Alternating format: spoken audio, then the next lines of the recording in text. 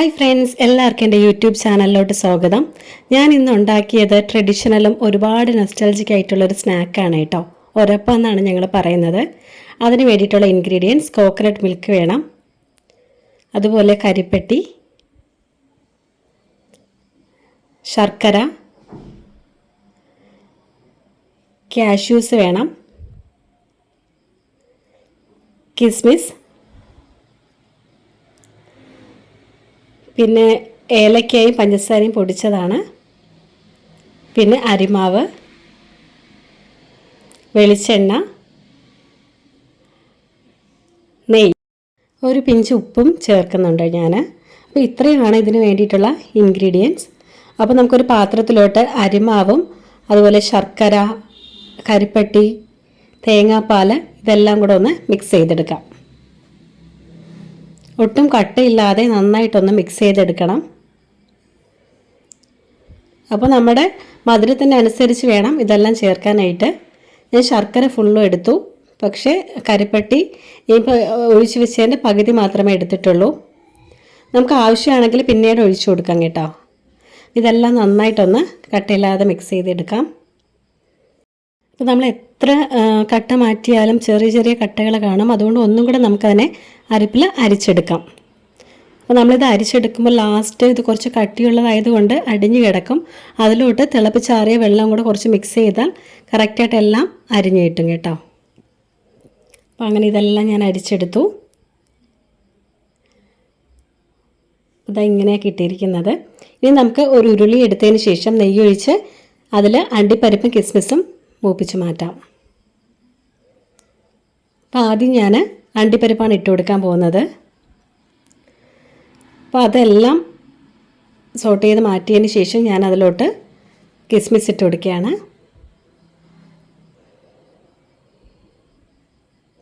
ഇത് ഈ വറുത്ത് ഒരു എണ്ണയിൽ തന്നെയാണ് ഞാൻ നേരത്തെ ഉണ്ടാക്കി വെച്ചിരിക്കുന്ന മിക്സ് ഒഴിച്ചു കൊടുക്കാൻ പോകുന്നത്. ഇത് ഒഴിച്ചു കൊടുത്തതിന് ശേഷം നമ്മൾ കണ്ടിന്യൂസ്ലി ഇങ്ങനെ ഇളക്കിക്കൊണ്ടിരിക്കണം. ഒരു അരമുക്കാൽ മണിക്കൂറോളം നമ്മളിങ്ങനെ ഇളക്കിക്കൊണ്ടിരിക്കണം കേട്ടോ. ഇതൊട്ടും ഈസി ആയിട്ട് ഉണ്ടാക്കി എടുക്കാൻ പറ്റുന്ന ഒരു സ്നാക്കല്ല. ഇത് കുറച്ച് എഫേർട്ട് ആവശ്യമുണ്ട്. അപ്പോൾ നമ്മളിങ്ങനെ കണ്ടിന്യൂസ്ലി ഇങ്ങനെ ഇളക്കിക്കൊണ്ടിരിക്കണം. അപ്പോൾ ചെറിയ തീയിലാണ് ഞാനിട്ട് മിക്സ് ചെയ്യുന്നത്. ഇപ്പോൾ ഞാൻ കുറച്ച് വെളിച്ചെണ്ണ ഒഴിച്ചു കൊടുക്കുകയാണ്. ഇടയ്ക്കിടയ്ക്ക് ഇങ്ങനെ വെളിച്ചെണ്ണ കുറേശ്ശെ ഒഴിച്ചു കൊടുക്കാം.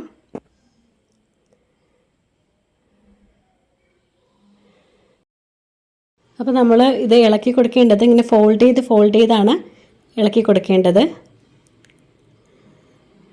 ഒട്ടും അടുക്കി പിടിക്കാതെ ഇളകിക്കൊണ്ടിരിക്കണം.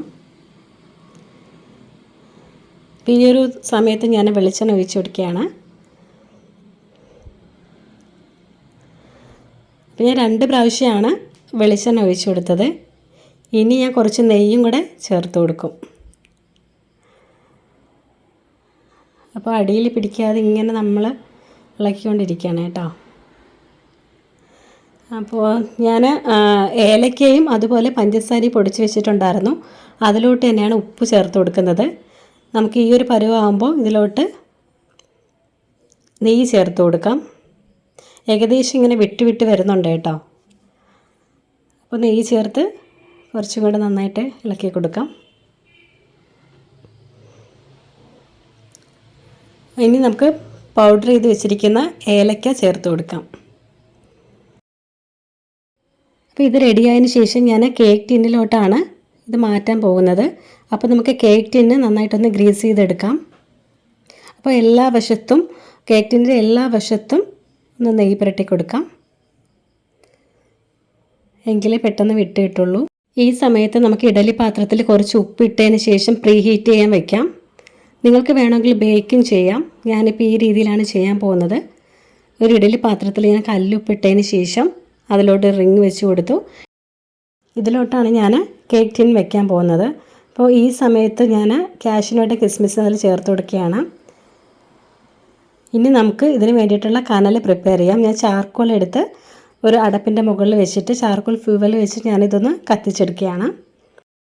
ഈ കനലോട് കൂടിയാണ് നമ്മൾ ഇഡലി പാത്രം അടച്ചു കൊടുക്കേണ്ടത്. അപ്പോൾ നമ്മുടെ ഒരപ്പം ഏകദേശം റെഡി ആയിട്ടുണ്ട്. ഇതിൽ ബാക്കി വരുന്ന എണ്ണ നമുക്ക് ഊറ്റി മാറ്റാം.